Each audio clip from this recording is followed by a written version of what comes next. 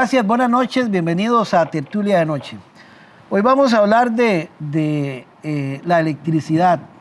Sabemos que después de aprobado el famoso plan fiscal, después de los 280 kilovatios que usted consume, tiene que pagar el IVA. A veces uno se queja de por qué es que la luz sube o baja o me llegó más caro. A veces uno cree que son las empresas distribuidoras. Bueno, pero hoy vamos a hablar de qué se trata. Claro, además si usted consume más, tiene que pagar más, por supuesto.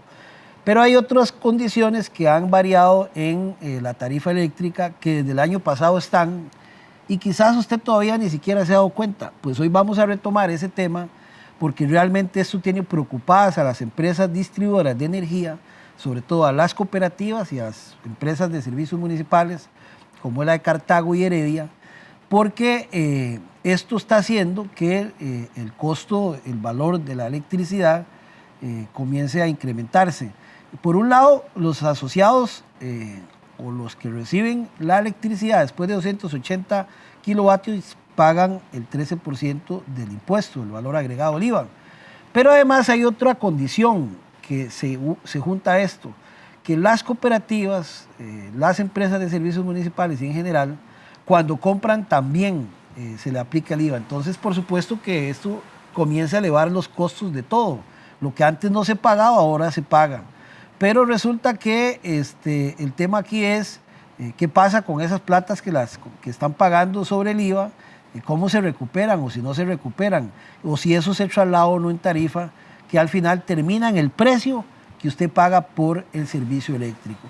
Bueno, hoy vamos a hablar de ese tema con dos invitados. Nos acompaña don Eric Rojas, que él es el gerente general de Coneléctricas. Coneléctricas es el consorcio de cooperativas de electrificación rural de Costa Rica, que le integran Copelesca, Cope Guanacaste, Cope Alfaro Ruiz y Cope Santos, ¿verdad? También es vicepresidente de la CEDET. Eric, la CEDET es la Cámara de Distribuidores de Energía y de Telecomunicaciones. Ahí integran las cooperativas, pero además integran las empresas de servicios públicos, lo que llaman SPH, que es la de Heredia, Servicios Públicos de Heredia, y JASEC, la de la Junta de Cartago, lo que llamamos JASEC. Así que Eric también es vicepresidente y vamos con él, por supuesto, a hablar de todos estos temas porque es realmente un llamado lo que está haciendo la CEDET al gobierno para que estos 13% se eliminen y así no se incrementen los servicios de electricidad. También nos acompaña Eric Torres, él es el gerente financiero de Copelesca, para que también nos cuente uno de los casos que tenemos aquí, de todas las cooperativas y en el caso de Copelesca. Así que escuche esta información para que usted esté informado, por si usted hay una variabilidad o ha venido viendo diferencias en tarifas eléctricas desde el año pasado, desde que se aprobó lo que llaman el plan fiscal, sepa de qué se trata y sobre todo, qué es lo que las cooperativas están planteando para evitarle precisamente a usted esos incrementos tarifarios que se dan por motivo de este IVA. Gracias por acompañarnos a ambos y bienvenidos acá a Tertulia de Noche. Gracias. Comencemos con Eric Rojas. Eric, la CEDET hace unos días, la Cámara de Empresas Distribuidoras de Energía y Telecomunicaciones, hizo una conferencia de prensa. Igual envió un comunicado donde dice que eliminar el IVA en las tarifas eléctricas es una medida urgente para la recuperación económica, ¿verdad? Y habla de que esto ha impactado en el 2020 en 8.000 millones de colones que tuvieron que asumir los costarricenses, principalmente los de servicios residenciales, que son casi 900.000, tomando en cuenta todas las cooperativas y las empresas de servicios públicos municipales. La Compañía Nacional de Fuerza de Luz también entra aquí, lo cual ustedes piden que haya una auténtica ley de impuestos del valor agregado en cuanto a la interpretación, la ley número 6826, para resguardar la exoneración a los entes públicos, asociaciones cooperativas y consorcios cooperativos que distribuyen la electricidad. Cuénteme qué es lo que está pasando. Después de que se aprobó, para empezar de ahí, la reforma fiscal o el combo fiscal, lo que le llamaron, ¿qué fue lo que pasó con la tarifa eléctrica y el IVA? Sí, muchas gracias Álvaro y muy buenas noches a todos los televidentes. Vamos a ver, incluso esto arrancó antes de que se aprobara el plan fiscal, porque nosotros hicimos varias denuncias antes de que se aprobara eso, advirtiendo de las consecuencias que podría traer aprobar el plan fiscal con el tema del IVA en el tema eléctrico. ¿Qué es lo que pasa con este asunto? Bueno, primero que se aplica el 13% a los consumos mayores a 280 kilowatts, los de 280 kilowatts hacia abajo están exonerados. Eso podría verse muy positivo, puesto que pasa de 250 a 280. Hay más gente, sobre todo el sector residencial, que estaría exonerado. Pero, ¿qué es lo que pasa? Que las distribuidoras advertimos que no solo se debería de haber exonerado la parte de consumo, de distribución, sino que el componente eléctrico, cuando se produce la energía, tiene varias etapas y cada una se mide por separado, para decirlo de alguna manera. La generación, la transmisión, la distribución y comercialización. En este caso, solo exoneraron la distribución. Las compras de energía y la transmisión no está exonerada. Eso hace que las distribuidoras, cuando vayan a comprar energía, sobre todo a la LICE y a Conelectric, energía que no producen ellas mismas, deban de pagar ese IVA. Pero cuando tratan de trasladarlo y cobrar también el impuesto del IVA al consumidor, como todo impuesto es trasladable, se topan con la problemática de que hay un gran sector, casi un 75% del sector consumidor residencial, que está exonerado.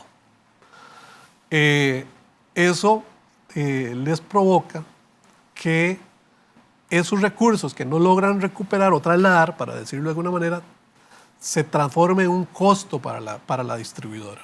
Un costo que, por el tema que tenemos, tarifario, de tarifa al costo y el modelo eléctrico que tenemos, regulado por ARECEP, hace que no tengamos de dónde sacarlo, las distribuidoras. Y entonces la única manera de sacarlo es de las mismas tarifas. Entonces, ¿qué es lo que dice ARECEP? Bueno, es un impuesto que no se puede recuperar, al final se convierte en un costo y lo mete dentro de las tarifas de las distribuidoras. ¿Qué es lo que pasa entonces con esto? Que ese costo o esos recursos que no se logran recuperar tienen que distribuirse entre todos los consumidores de las distribuidoras.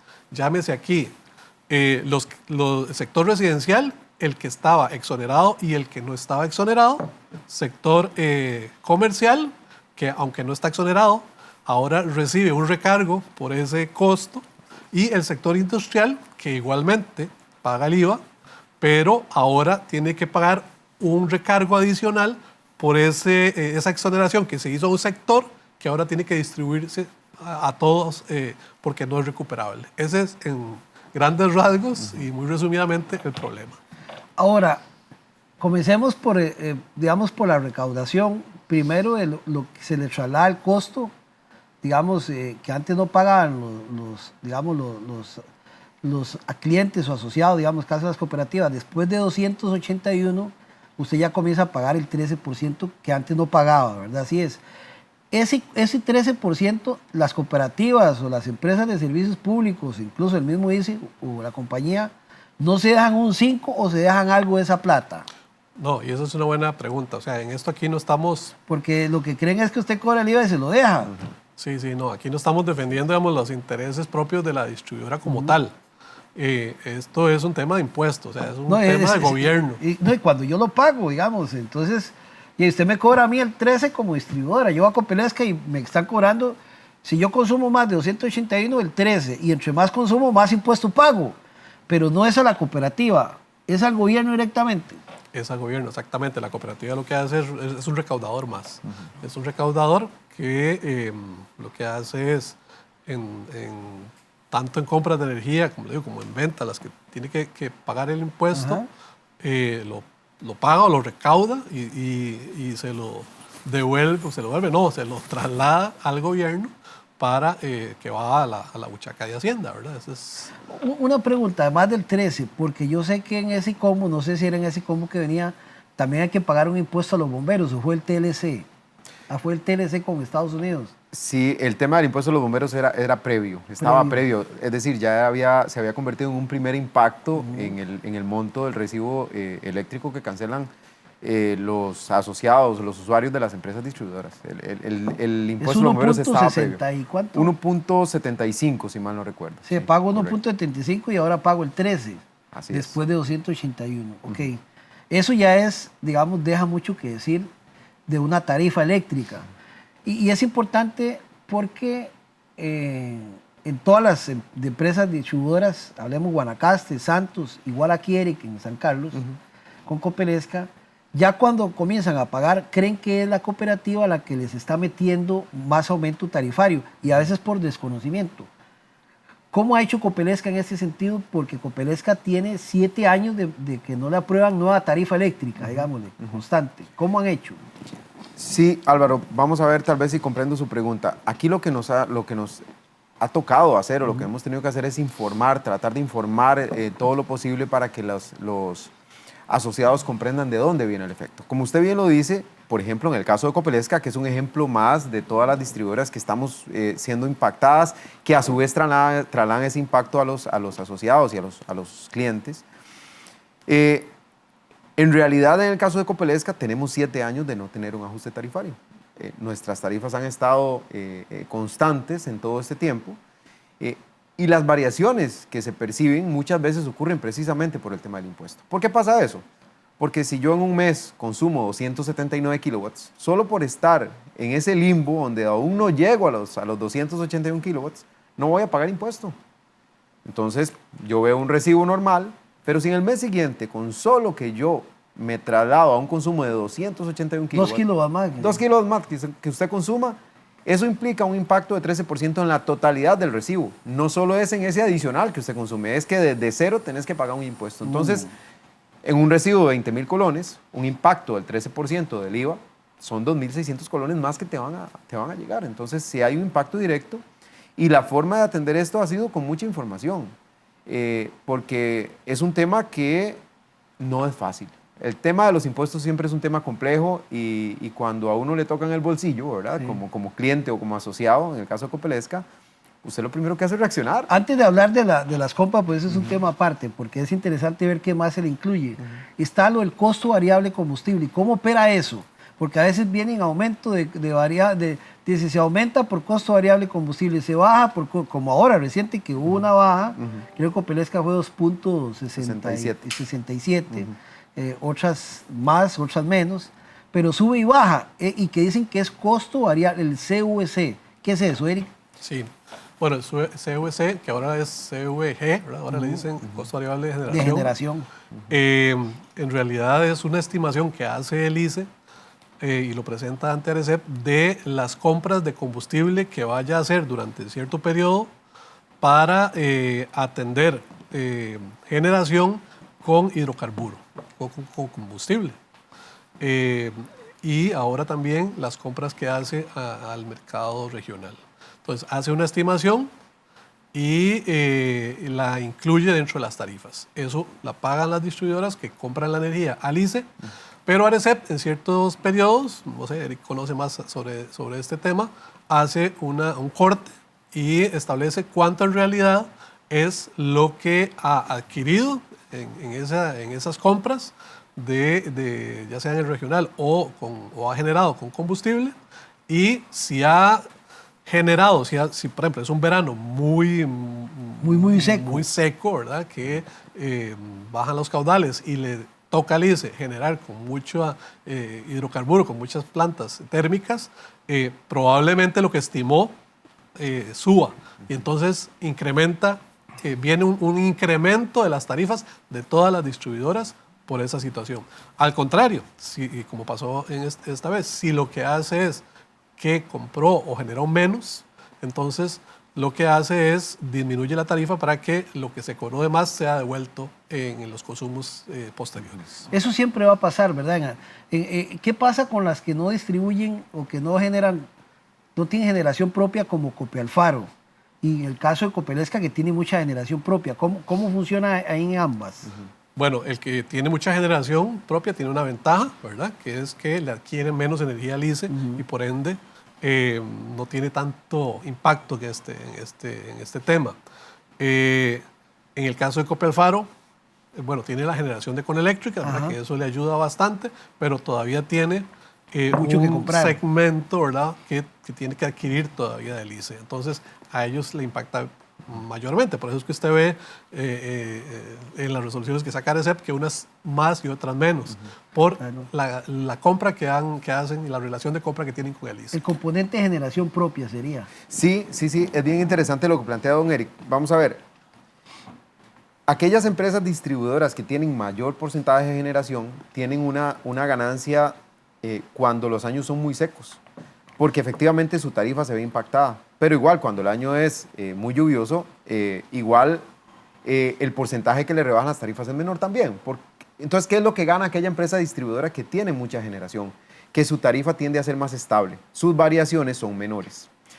En cambio, la oscilación de las tarifas o el movimiento de las tarifas en las empresas distribuidoras que tienen muy poca generación es mayor. Cuando es muy seco, mucho impacto. Cuando llueve mucho, también mucho impacto a la baja. Entonces, aquí lo importante es que aquellas empresas distribuidoras que tienen buena generación logran estabilizar mejor el impacto en el bolsillo que sus clientes o asociados perciben. Pero precisamente esa percepción es la que a veces ocurre y provoca que la gente crea que la tarifa varía por un tema de costos. Por ejemplo, en este caso que estamos hablando, o que yo hablo de Copelesca, la gente percibe que es que Copelesca subió la electricidad. No. Cuando hablamos de 7 años sin variación de tarifa en Copelesca, es que el componente de la tarifa que es de Copelesca ha sido estable por muchos años. 7 años con estabilidad.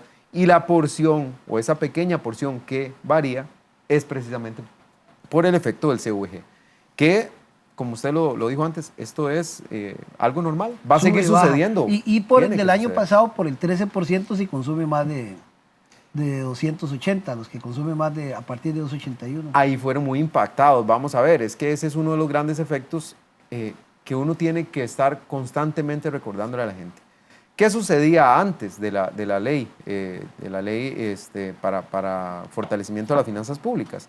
Que las tarifas residenciales, los servicios residenciales pagaban únicamente un 5% de impuesto de valor agregado. Ahora estamos hablando de un 13%, o sea, es un aumento de un 8%. Ese impacto lo reciben directo todas las personas. Es algo que es un dinero adicional de sus bolsillos que tiene que salir. Claro. Y es algo que constantemente va a estar golpeándolos, permanentemente. Ok, hasta ahí ya hablamos del costo variable de generación y del 13% que se paga después de 281.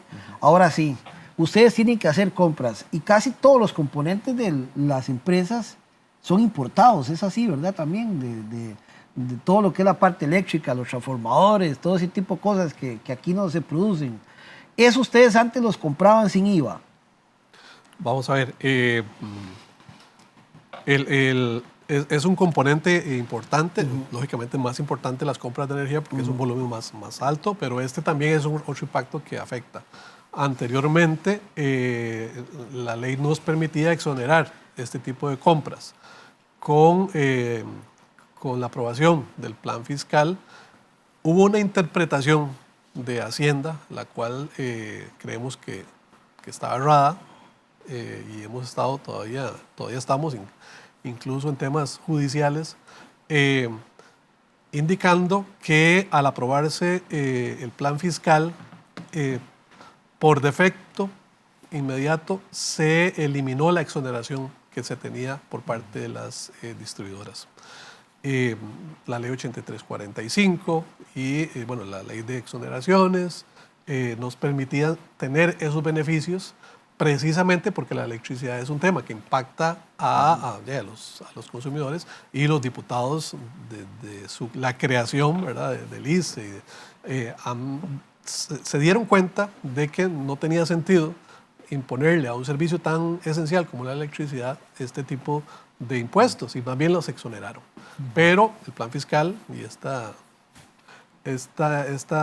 hambre por recaudación, hizo que Hacienda interpretara de que se habían eliminado. Nosotros estamos en la posición de que no se han eliminado, estamos en un tema judicial, pero además con un proyecto de ley que es lo que buscamos que se apruebe para que eso quede totalmente claro.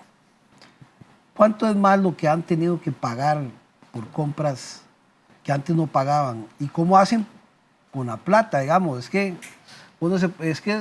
digamos, es una cuestión matemática como de la casa, digamos. Yo antes no tenía que comprar, por ejemplo, jabón y ahora sí tengo que comprarlo, pero de ahí no tengo más ingresos, ¿cómo hago?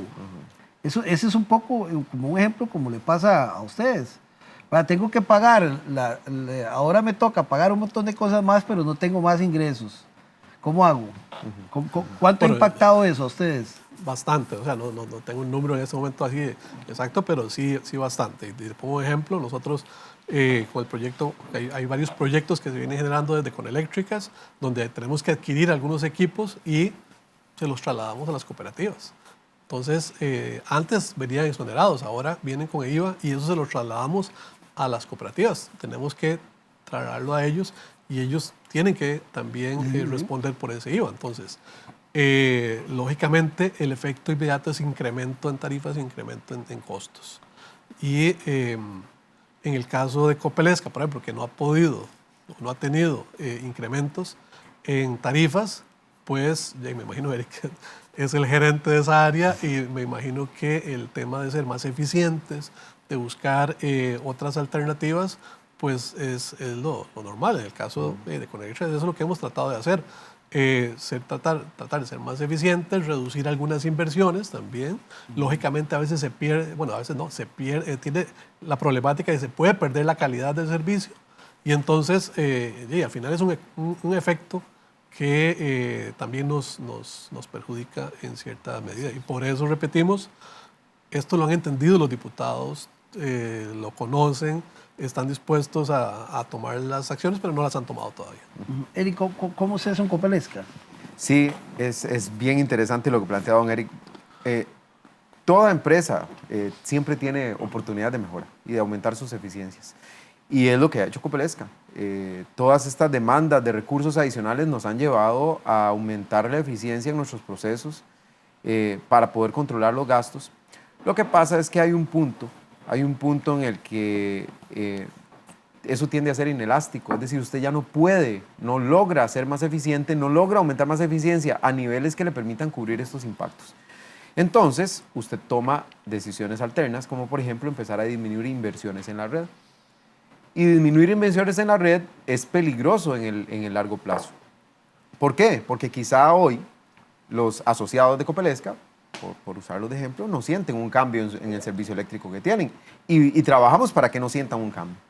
Pero en el largo plazo, si este modelo sigue operando y siguen saliendo recursos para cubrir impuestos, claramente en el largo plazo las redes van a empezar a mostrar algunos deterioros que van a implicar efectos en el servicio que el asociado recibe.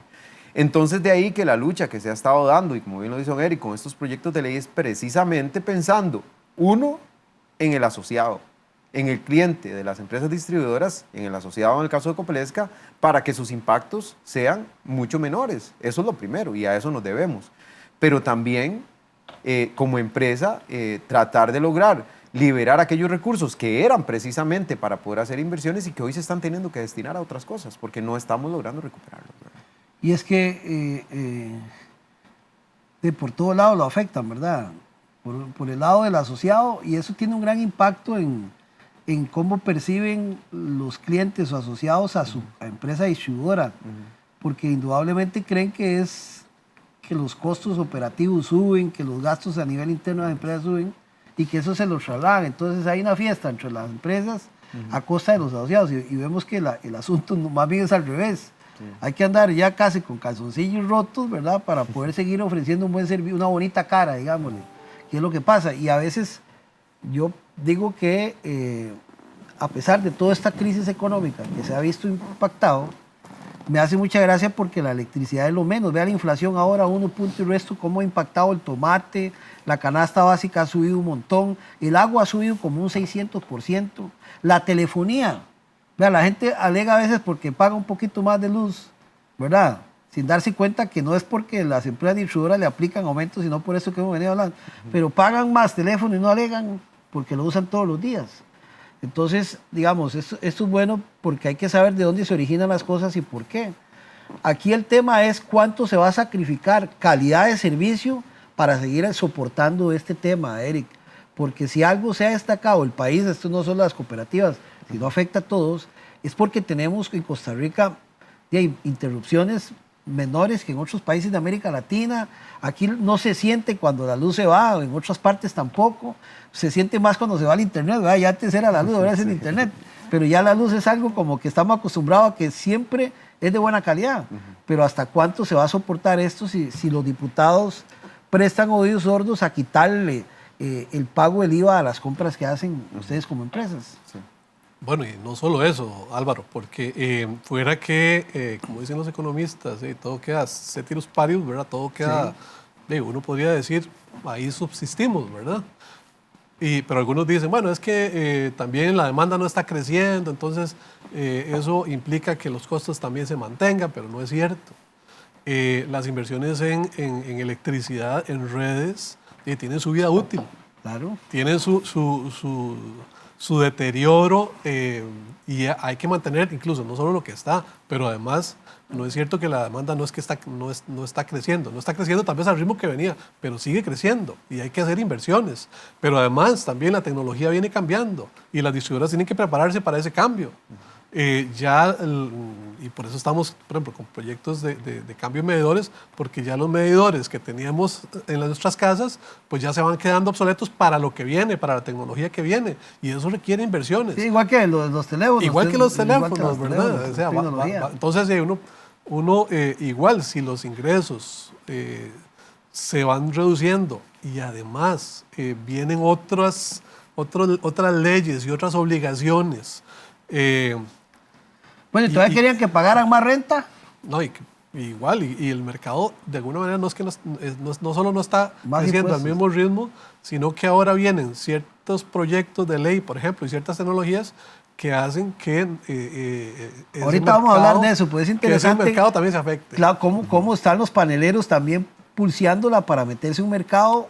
En fin, a uno le preocupa qué va a pasar con todo, porque eso pasa en otros países. Vea, yo leyendo un poco sobre lo que pasaba en Argentina me asustó. Durante las administraciones anteriores, ¿verdad? A Cristina Kirchner, durante no sé si fueron 16 años que no hubo variación de las tarifas en Argentina y después cambió de gobierno y los incrementos fueron de un 178%, porque todas las redes eléctricas estaban pero pésimas.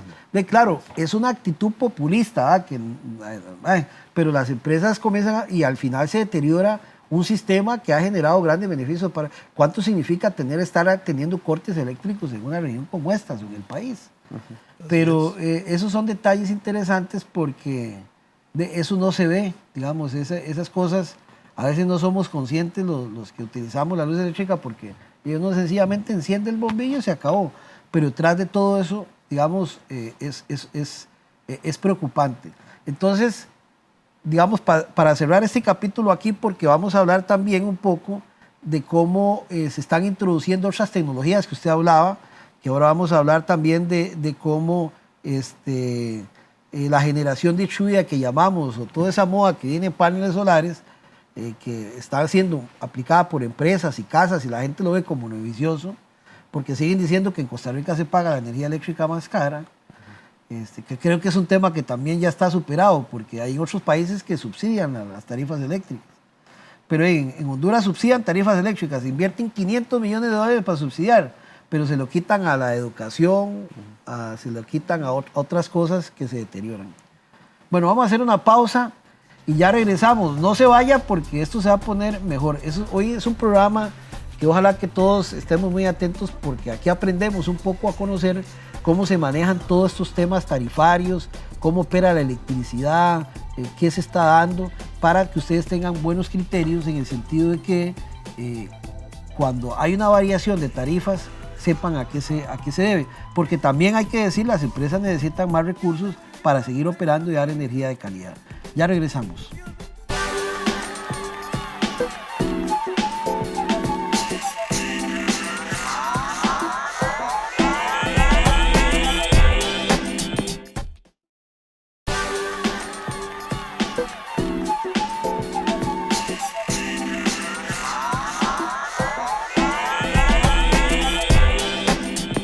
Seguimos en Tertulia de Noche para que nos vienen sintonizando y estamos hablando del tema de la tarifa eléctrica y esas variabilidades que hay a veces en la tarifa. ¿A qué se debe? Sobre todo cuando se dice que no han habido incrementos tarifarios y usted siente que está pagando más energía eléctrica. Bueno, hemos hablado aquí del costo variable de generación, que hay en época lluviosa y seca, que hay variaciones. También del IVA, que antes no se pagaba, después de 280 kilovatios, 281 ya usted paga por la totalidad. Y también que se arrastra desde el TLC un 1.68% de los bomberos. Eso sin contar lo que las cooperativas o las empresas distribuidoras de energía, como el ICE, la Compañía Nacional de Fuerza de Luz o las empresas de servicio público, necesitan para su operación. Decíamos aquí que además de que las empresas ese 13% nada más lo captan y se lo dan al gobierno, hay un impacto importante que ellas sí tienen que pagar, que son las compras que antes estaban exoneradas y que ahora esas compras tienen que pagarle un IVA. Y que eso significa un montón de millones, hablamos de 8.000 millones entre todas las empresas distribuidoras hasta ahora, y el tema aquí es de dónde agarran esa plata si no les dan más tarifa.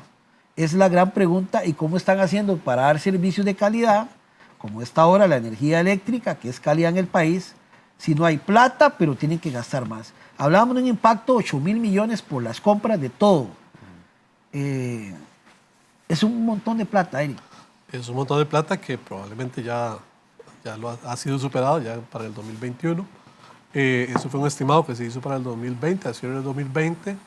Y efectivamente, esos son los 8.000 millones que las distribuidoras no tienen de dónde sacar y por ende ARECEP lo traslada a tarifa y de eso lo hemos tenido que pagar usted, yo, don Eric y todos los consumidores de la Compañía Nacional de Fuerza y Luz, las empresas municipales y las 4 cooperativas.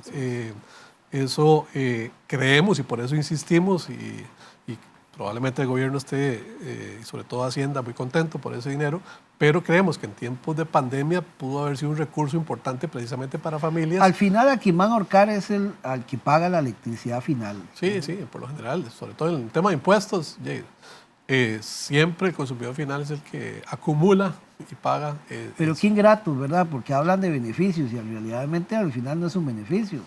Porque hablan que amplían la línea de exoneración de 250 a 280, pero después de 280, creo que muchos consumimos después de 280, ¿verdad? Tenemos que pagar el IVA, pero vamos a tener que pagar esas compras igual. Dígame, ¿cuál es el beneficio al final? No, precisamente. Es puro discurso político, uno siente que es... Y me extraña, bueno, es que en la Asamblea Legislativa todo puede pasar, ¿verdad? Ahí sale un gato y entra un conejo y sale una tortuga, porque siendo conscientes de que esto está así, de ahí siguen discutiendo otros temas, ¿verdad? Ahí yo no sé, es que, bueno, es que a veces mejor no decir lo que uno realmente piensa, pero aquí en lugar de beneficiar a la gente lo que están haciendo, en lugar de estar ahí en otras cosas, deberían eliminar esa ley para que esto no, porque esto, tarde o temprano, las empresas, todas, hablando del ICE, todas, tienen que agarrar esos 8.000 millones para que la gente, porque si no, de otra manera lo va a agarrar. Después de tanta eficiencia que han logrado las... En caso Copelesca, ¿cómo ha hecho, Eric? Sí, bueno, en el caso de Copelesca, en este tema del impacto y de cuánto no podamos recuperar, siempre hay 2 elementos que son los principales, que son los que afectan el monto que uno pueda recuperar o no.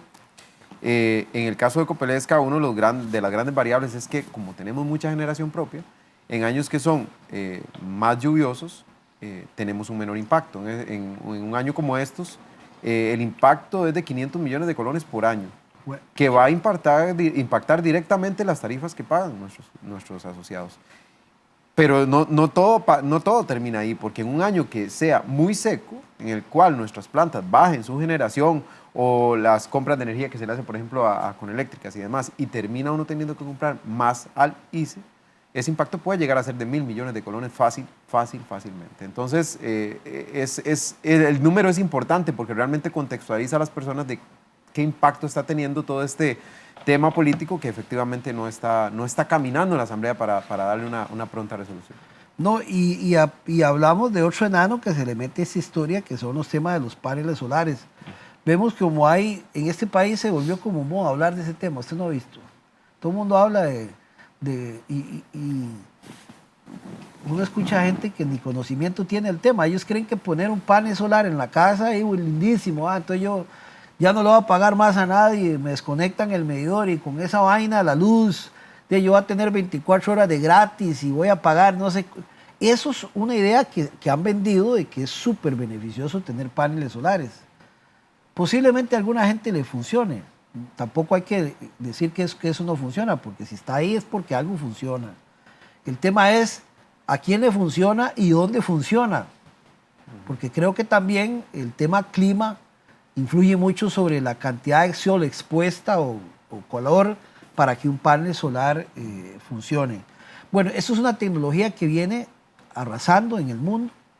Y antes de solo generación del ICE, luego las empresas distribuidoras con las cooperativas, la Compañía Nacional y lo demás. Eso es lo único que ha habido siempre, ¿verdad? Otras energías son la atómica y todo lo que usted quiera.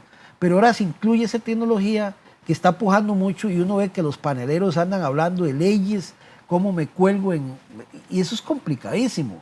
¿Cómo se está haciendo? ¿Qué impacto puede tener todo eso en las distribuidoras, además de lo que hemos estado hablando? Eric. Bueno, sí, es un tema complejo, efectivamente. Aquí hay que entender algo.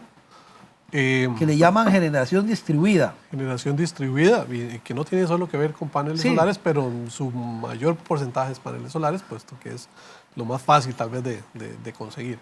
Pero aquí hay que tomar en cuenta algunos aspectos. Uno, esta tecnología ha funcionado en otros países. ¿Por qué? Porque generalmente en la gran mayoría de Europa, del mismo Estados Unidos y otros países, antes la generación, digo antes porque ahora han acudido a esta otra tecnología, pero venía de hidrocarburos, de nuclear, carbón, caso de China, y efectivamente la presión por reducir la contaminación global hace que estas tecnologías surjan y sean muy exitosas en muchos países del mundo. Como Alemania. Como Alemania, o países que dicen ahora ser, como Costa Rica, ¿verdad? Un gran porcentaje renovable, pero es que porque le compran generación al país vecino que sí está produciendo con energía contaminante. Pero bueno, ha funcionado y por eso nosotros creemos que esa tecnología es buena y no es que nos estemos oponiendo. Sin embargo, en Costa Rica tiene una particularidad, el 99.5% de cobertura y casi el 80%, bueno, más bien casi no, el 90%, por decirlo algo, es con recursos renovables. Y a veces hemos oído hasta que hemos llegado hasta el 100%, por el factor que decíamos antes, cuando bajan los niveles hay que buscar generar con combustible y eso es normal y eso va a utilizarse siempre, porque es la forma de regular el sistema. Pero entonces en Costa Rica no tenemos la misma motivación que tienen otros países. Otros países lo que dicen es, mire, yo dejo de comprar combustible y pongo un panel solar y tengo un beneficio. En Costa Rica lo que hacemos es dejar de generar con recursos renovables para utilizar otros recursos renovables que puede ser más caro y a futuro hasta puede ser más contaminante. Eso es un poco el concepto también de generación distribuida, que son pequeñas distribución de energías que se dan en diferentes partes del país con una particularidad, y esto es importante, es para autoconsumo y generar en el mismo sitio de consumo. Entonces, por eso es que los paneles solares son los que más se han desarrollado. Yo pongo un panel solar, lo consumo ahí en mi propia casa o en el techo y entonces no tengo que inyectar a la red o no tengo que utilizar mucha la red. Pero sí están conectados a la red. ¿Por qué? Porque si hay generación solar, evidentemente en la noche vas a ocupar energía. Sí, el hecho de que usted tenga un panel en la casa no quiere decir que no ocupara un medidor, porque en el momento que no tenga energía, ¿dónde va a agarrar? Así que se es. ocupa energía firme siempre. Energía firme es energía disponible. Energía disponible y además hay otro factor que llaman los ingenieros, yo no soy ingeniero, pero es el tema potencia, ¿verdad? Que no lo dan este tipo de tecnologías. Y es como, digamos, la fuerza de la energía, ¿verdad? Eso que no relampaguee, ¿verdad? Los bombillos y toda esta situación, que no lo dan estas tecnologías vienen tecnologías como las baterías que buscan dar ese servicio, pero que todavía no están desarrolladas y por ende son muy caros. Hay, como usted bien lo dice, consumos o lugares donde puede ser que por el alto consumo que tienen de energía, ciertos consumos les sea rentable poner eso, pero deben de tomar en cuenta también los mantenimientos y otros costos que deben valorar a la hora de hacer estos cálculos, porque no es como vos decís, ven, aquí pongo un panel y ya dejo de pagar el recibo eléctrico y ya no tengo que pagar nada. No, esa inversión cuesta dinero, también debe pagarse esa inversión, pero además tiene que tomar en cuenta que probablemente esa energía, esa tecnología no le va a dar el 100% de la electricidad que ocupa y va finalmente a recurrir a la distribuidora, que la distribuidora ahora tiene otro sistema porque tiene que cambiar su modelo, porque ya el modelo de solidario que tenemos de distribuir entre todos los consumidores se le va reduciendo el mercado, y entonces de tener la tecnología para que Álvaro, que puso un panel ahí disponible, sin usar, subutilizada, una planta hidroeléctrica, tenerla ahí para darle recursos a unos poquitos, que eso es sumamente caro y debe cobrarse. Entonces, esa es la parte que hemos venido discutiendo y hemos venido tratando de que se entienda, porque ya es muy fácil llegar y decir, los que venden paneles, con todo respeto. Voy a hacer una pregunta que yo sé que algunos están pensando. ¿Y por qué no dejan de generar electricidad y solo ponen paneles solares? ¿Cómo se comportaría una distribuidora así para el servicio calidad que, por ejemplo, a Copelesca o cualquier otra empresa distribuidora en el país? ¿Se podría hacer o no? No, pierde lo que llamamos, lo que vos dijiste antes, la energía firme. Exacto. La energía firme. O sea, está bien, imaginemos que todos ponen paneles solares, ¿qué hacemos en las noches, verdad? Entonces, o sea, tendríamos que tener un gran banco de baterías que logre dar esa potencia y todo eso. Entonces, o generar con otra energía firme, que es combustible, y ser más contaminantes. Todas esas decisiones, como le digo, que para otros países pueden resultar. ¿Qué pasa? Yo pongo paneles solares en mi casa o una empresa, pero genero más de lo que ocupo. ¿Cómo hace con la distribuidora? ¿Le puedo vender a la distribuidora o la distribuidora permite que cualquiera ponga, o eso es por capacidad? ¿Cómo funciona? Bueno, a eso iba precisamente antes, porque los que venden paneles, ellos lo que pretenden es que puedan vender sus paneles, conectarse al sistema, tener esa disponibilidad de estar retirando la energía cuando no la puedan producir y no pagar más. O sea, no pagarle a la distribuidora por hacer esa inversión o tener esa inversión ahí subutilizada, sino simplemente conectarse. Pero esa inversión, si no la pagan, se la van a tener que recargar a los que no tienen paneles solares. Y entonces eso es lo que estamos tratando de que no pase, para proteger a los otros consumidores. Pero además hay otros costos y bueno, otras situaciones. La pregunta tal vez puntualmente, Álvaro, porque ya se me la pregunta que me hiciste. ¿De qué? ¿De la...? No. ¿De cuánto impactaba lo de la... de la generación distribuida en las casas? Si a mí me sobra la energía que yo produzco, digamos, si yo tengo el panel solar, si yo produzco más, quería hacer esa ¿qué hago yo con eso? Digamos, precisamente. Ya, ahora sí. Si me sobra energía. Sí, por eso hacía esa introducción, porque eso es lo que pretenden, que no se pague. Pero además pretenden algo más, que si generan más, tienen ese excedente. La primera propuesta que había era, digamos, en el caso de Copelesca, obligar a Copelesca a que, aunque no la ocupara, comprar esa energía. O sea, de eso. Yo la inyecto y vos, cooperativa, me lo tenés que pagar, usted la ocupe o no la ocupe. Entonces, a eso nos opusimos, eso se logró revertir. Y ahora, entonces lo que dicen, bueno, está bien, no me lo pagues, pero entonces lo puedes almacenar en la red y cuando yo la ocupo, la retiro.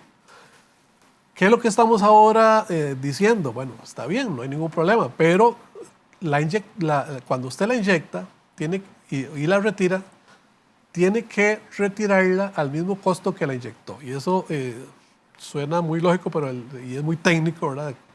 Voy a tratar de explicarlo. En Costa Rica hay lo que llaman tarifas horarias. O sea, cuando usted compra la energía no cuesta lo mismo en la noche, al mediodía, hora punta, o en lo que llamamos valle. Son diferentes costos. Y también el costo es diferente en invierno y en verano. Porque en invierno está sobrando la energía. Claro. Pero entonces, pongamos un ejemplo, una casa en la playa en invierno que está subutilizada, tengo una quinta por acá en San Carlos que está subutilizada en invierno porque no estoy en vacaciones, pasa 7 meses subutilizada, le pongo paneles solares, inyecto esos 7 meses al sistema, porque casi no estoy consumiendo, y luego le pido, bueno, entonces esa energía en invierno, lógicamente Copelesca no ocupa, porque incluso Copelesca tiene en algunos momentos hasta excedentes, y entonces tendrá que botar agua de sus plantas, porque no se puede almacenar la energía, y almacenar esa energía o consumirla, porque no se puede almacenar, consumir esa energía que no ocupa, que se la inyectaron ahí, no la ocupa, tiene que botar agua de sus plantas, pero luego, y además es muy barata, ¿verdad? Pero luego tiene que devolvérsela a esta quinta cuando ya pase 4 meses la gente ahí disfrutando. Ya en verano. En verano, donde resulta que los caudales se bajaron, Copelesca tiene que ir a Lice a comprarla muy cara y comprarla a Lice para inyectársela a esta que la tenía almacenada, pero la almacenó muy barato. Y además sigue pagando la más cara. Por eso, la compra muy cara y se la inyectaron muy barata. Entonces es un subsidio al final, que esa diferencia entre el costo que me la inyectaron en la red y que si yo se la tuve que devolver, la paga el resto de los asociados que no tienen paneles solares. Y eso es lo que estamos Qué lindo, ahora qué negocio más re lindo. Sí, sí. Es interesante, digamos, porque si algo este país tiene exitoso es que el modelo de desarrollo de nuestras redes eléctricas y todo lo que es el tema de generación ha sido un modelo solidario. Ha sido un modelo en el que todos aportamos para que se haya ido construyendo. Por eso es que hoy tenemos una electrificación de casi 100% en el país, en el caso Copelesca 100% de su zona de cobertura, gracias a ese modelo. Y hoy lo que vemos es que todas estas personas que han estado impulsando este proyecto lo que quieren es aprovecharse de esas inversiones que fueron hechas bajo un modelo solidario y no querer pagar por usarlo. Sí, entregar eso así se puede ver como un rompimiento digamos, del modelo que en Costa Rica ha existido siempre. Es un rompimiento de modelo porque además han tratado... O sea, es una apertura solapada que nunca se ha querido, digamos, porque sabemos que en esto siempre hay negocios, ¿verdad? No hay confianza en estos temas. Pero los que han querido romper el modelo solidario es una forma de meterle un mazazo, digámosle, al modelo. Buscan los paneles.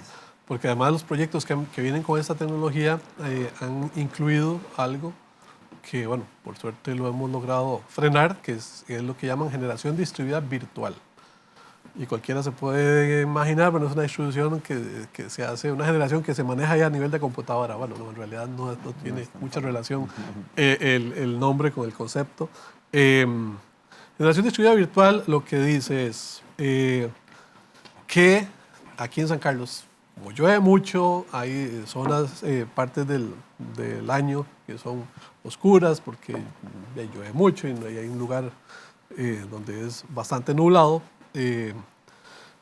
Pero resulta que yo vivo ahí, pero tengo una finquita en Guanacaste.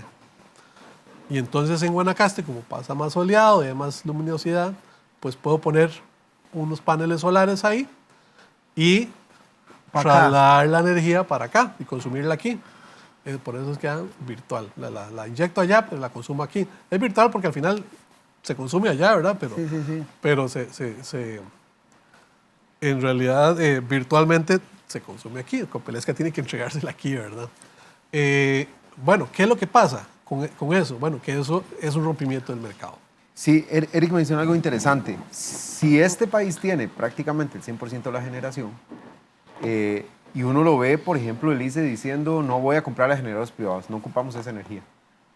Entonces hay que ser muy cuidadoso con el tema de incorporar incluso generación distribuida, porque al final termina siendo mayor capacidad productiva en el país. Entonces, ¿cuál es el punto? Esto es una tendencia mundial. esto no lo vamos a poder parar. Es más, creo que incluso hasta uno puede llegarse a equivocar si uno lo detiene. El tema es que cuando se haga con bien. reglas claras y justas, donde cada uno tiene que cubrir sus costos, donde cada uno tiene que pagar por usar redes, donde cada uno tiene que pagar por tener una tarifa un sistema que lo respalde cuando el sistema de paneles está fuera.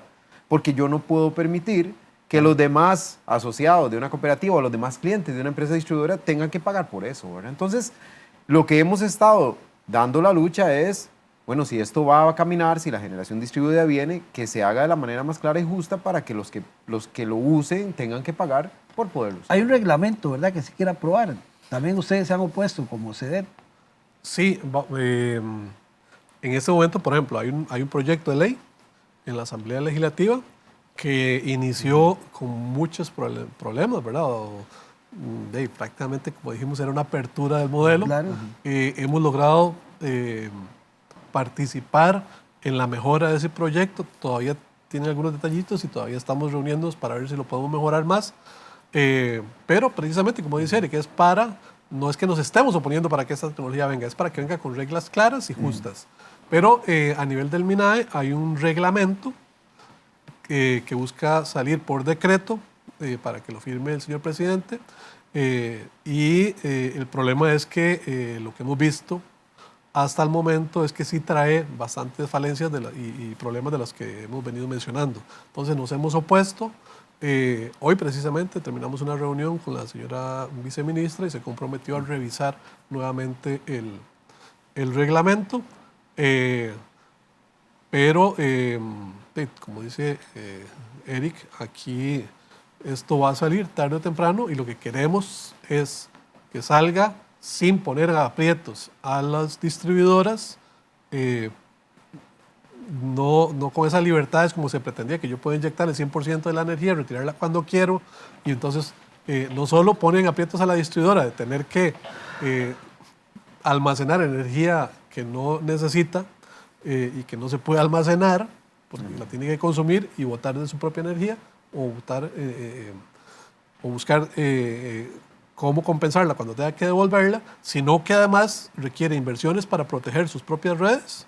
Porque, ¿qué pasa si Copelesca va a hacer una intervención en una red? Bueno, ahora las está haciendo en caliente y felicidades por eso, pero que en algún momento tenga que desconectar algunas redes para mejorar esas redes. Y resulta que hay 1 o 2 generaciones distribuidos ahí que inyectan energía en el momento que uno de los linieros está ahí haciendo un trabajo, pues puede producir un accidente importante. Entonces, requiere protecciones, requiere tecnología y software para hacer eso, y eso es inversión y esos costos que al final vamos a tener que hacer. Pues nos queda claro de que las empresas distribuidoras no la están pasando bien por las amenazas que tienen a nivel de leyes en la Asamblea Legislativa. Y todavía el gobierno que le empuja el 13%, no le quiere... Digamos, al final lo que hay que entender, y eso es importante los televidentes, es que todo esto termina rebotando en tarifas para los clientes y asociados. Y que eso se debe no por cuestiones internas, porque creo que ya las cooperativas o todas las empresas, que el ICE es otro mamotreto, no lo vamos a meter aquí porque el ICE tiene muchas cosas aparte, pero el nivel de eficiencia de las demás empresas, todo tiene un límite, ¿verdad? Creo que también pasa con nosotros, ¿verdad? Uno tiene un límite de gastos y cuando ya no puede, pero aquí en este caso lo lamentable es que al final, en lugar de beneficiar a un sector de la población, lo que estamos haciendo indirectamente es más bien afectándolos, porque están quedando muy bien con los empresarios de los paneles solares, pero al final van a afectar a los usuarios de las empresas distribuidoras, los sistemas de electricidad, y bueno,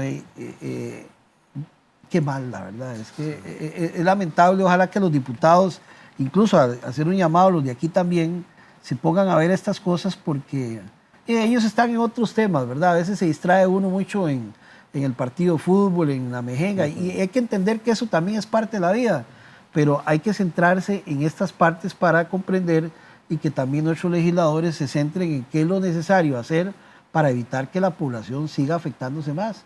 La inflación sigue aumentando, las cosas se siguen encareciendo. Si siguen dándole pelota y haciendo todas estas cosas que están haciendo, va a haber una situación económica muy difícil en el país. Así es. Sí, además, y eso que tocas es muy importante. El tema de bajar las tarifas eléctricas es un tema muy popular. Sí. Es que es muy lindo venir a decir, vamos a bajar las tarifas eléctricas. Es muy popular. Ha sido años difíciles estos para las distribuidoras y se van a poner más complicados. Viene un año electoral donde este tema probablemente va a ser un tema... y le han vendido bien a la populista. gente el tema de que, porque Pedro Muñoz le decía, es que las tarifas eléctricas son muy caras. Le han vendido esa idea a la gente de que las tarifas eléctricas son caras, porque los industriales lo han venido diciendo. Quieren un país verde, electrificación con recursos renovables, pero alegan porque tiene costos. Entonces, pero no quieren, y por otro lado, no quieren producir con carbón, porque eso contamina el mundo. Entonces, Sí. hay que... Y que no se vaya la luz ni un minuto, como decía. Sí, y que no se vaya la luz ningún... Y por otro lado, el gobierno no subsidia tarifas como si pasa en otros países. Y entonces es muy bonito decir que en Honduras la luz es más barata, pero ¿cuánto le mete el gobierno a eso? Aquí no subsidia nada. Más bien por el contrario, le mete más impuestos. Sí, Álvaro. Y tal vez ahí, perdón, el tema aquí es que no podemos poner en riesgo el modelo con el que logramos tanto en este país. No las empresas distribuidoras, Ese es un tema, claro. el país como un todo. Y el problema es que todos estos elementos, que el IVA, que la generación distribuida y demás, están impactando ese modelo de desarrollo. Entonces, si no tenemos cuidado como país, podemos traernos abajo lo que tanto nos costó formar, ¿verdad? No, porque aquí, gracias a Dios, hay un gran desarrollo muy pegado con la energía. Nicaragua, los países centroamericanos no tienen desarrollo rural porque no hay energía eléctrica. Y si no hay energía eléctrica, ahí menos van a haber telecomunicaciones. Eso ha permitido, digamos, los postería, todo eso, que hay tecnologías inalámbricas, pero el desarrollo rural que hay en Costa Rica, hoy ver un poste eléctrico en la frontera, esos lujos no se los puede dar Haití, República Dominicana, ni Nicaragua, ni Honduras, ni El Salvador, que son países que todavía necesitan electrificar más Guatemala, por ejemplo, sus territorios, ¿verdad? Y nosotros tenemos prácticamente un modelo consolidado de casi 100% electrificación, una matriz energética renovable, un país verde, y vemos a los industriales quejándose, pero sin hacer conciencia de esto que hemos venido hablando hoy, del impacto que ha tenido todas estas decisiones, que no han sido por las empresas, han sido por políticas de los gobiernos que han antecedido a este. Y ojalá que haya una recapacitación en lo que sigue, en los próximos gobiernos, en un proceso electoral, y no más bien se aprovechen de la coyuntura para andar apuntando con el dedo acusador a que las tarifas son eléctricas caras cuando ellos son los que aprueban impuestos y toman decisiones que afectan más bien a los usuarios de las empresas distribuidoras. Eric, muchas gracias. Eric también, bueno, Eric Rojas y Eric Torres, ¿verdad? El gerente de Coneléctricas, vicepresidente de CEDET, y a Eric Torres, gerente financiero de Copelesca, por habernos acompañado, porque esto es un tema de educación, la verdad. Algunos dirán que siempre el mismo discurso, pero esto no es un discurso, es una realidad. Vea usted hoy que las empresas distribuidoras, como decimos, no la están pasando bien. No están en una bonanza ni están ahí disfrutando, no, más bien al contrario, se ven amenazadas y están haciendo pedidos a la Asamblea Legislativa para evitar que estas decisiones más bien sigan perjudicando a los clientes o asociados de las cooperativas o empresas distribuidoras. Gracias a ustedes por habernos acompañado en este programa Tertulia de Noche. Recordarles que la repetición son los domingos a las 6 de la tarde y nos vamos a ver la próxima semana aquí a través de Canal 14. Que la pasen bien.